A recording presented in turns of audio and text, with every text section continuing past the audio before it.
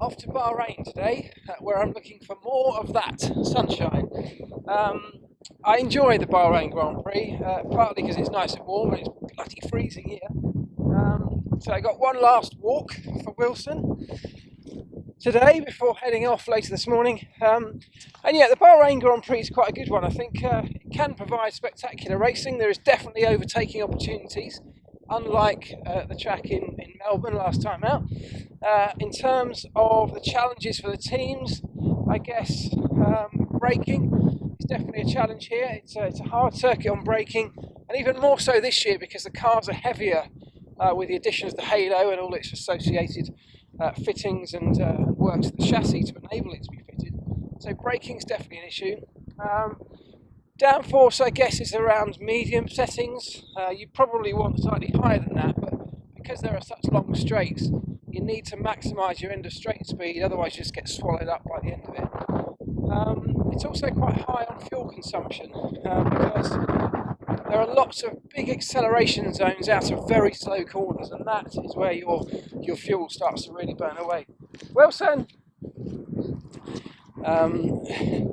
So actually, without a safety car or some kind of event during this race, teams will struggle to get to the end on the set amount of fuel without doing some serious fuel saving. So I kind of hope we don't get to that. The fuel saving, on one hand, is a bit, is boring. We don't want to see drivers having to constantly save fuel.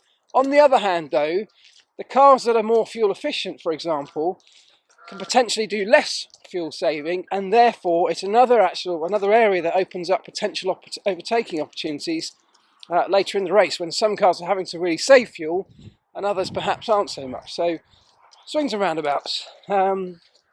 This is a race that happens at night these days in Bahrain, so the temperature falls away as the race goes on. Certainly not to cold temperatures, but definitely it won't be quite as hot at the end that it is as it is at the beginning. So teams have to manage their tyres differently because the track temperature drops so much. To keep the tyres in the correct operating window, the drivers and the teams have to manage that slightly differently at the end of the race than they do at the beginning. It's in the middle of the desert, so there is always the issue of dust and sand being blown onto the track. Teams actually run sort of bespoke little filters quite often at this round over the air intake and sometimes the brakes as well, just to stop all that dust and sand going in, clogging up those vital air intake areas. It's a track that has an amazing paddock, one of the best paddocks of the year. You must have seen it on TV as the sun goes down. It gets dark in the F1 paddock, the lights all come on in the trees. The event organisers really do put on a spectacular show, and it really becomes a bit of a party atmosphere. It's a real celebration, and it's a really nice one to be at. So I'm looking forward to it. Not looking forward as ever to saying goodbye to Wilson and the gang at home, because I go on from Bahrain straight on to China, so it's quite a long trip, but it is going to be a good trip. I've got high hopes for this one. I think it's going to be an exciting race weekend. I can't wait for you guys to all see it and for me to be part of it as well. So yeah, looking forward to it.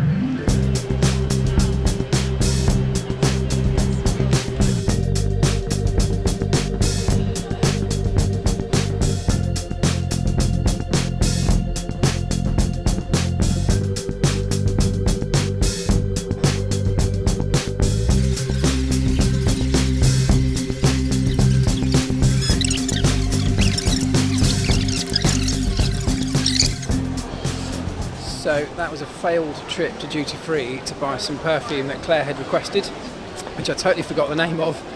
In the end it turns out they've sold out of it anyway, so that gets me off the hook. Now it's time for breakfast before we get on the plane.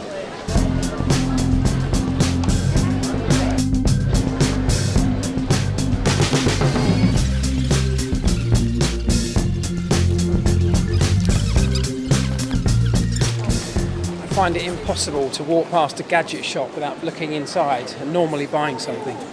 It's an addiction.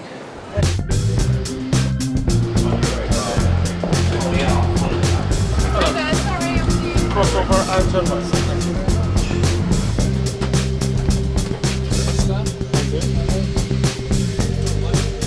Yeah, I know.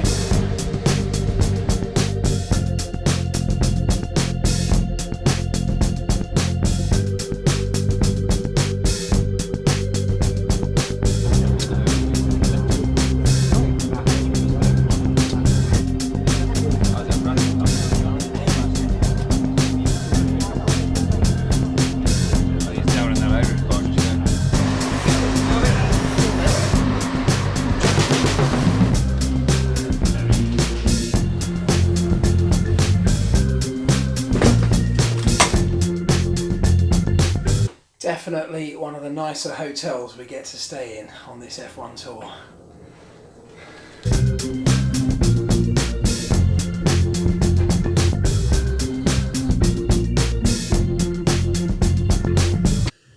So finally, just arrived in Bahrain. It's late at night. I mean, it's nearly 10 o'clock at night now, but you can feel the moment you step out the airport, the heat just hit you. Definitely a lot warmer than home.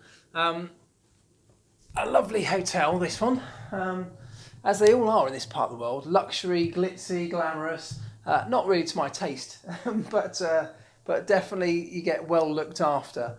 So let's have a quick look around. This is the room. There we go. Bathroom in here.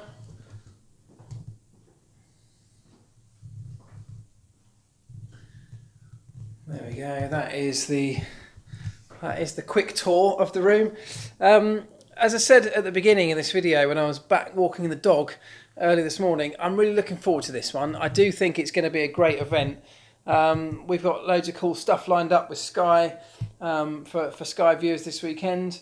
No Ted Kravitz this weekend after just having his baby, his third baby, late last week that was, or middle of last week. So congrats to Ted. We will miss you, mate, and we'll see him back in China. So he won't be away for long. So no Notebook, I don't think, this week on Sky. But plenty of other stuff to look forward to. And as I say, I'm really excited for the race. I think it's going to be a pretty good one. So yeah, I'm now off back downstairs to the hotel bar where the Man City-Liverpool game has just kicked off. So I'll see you later.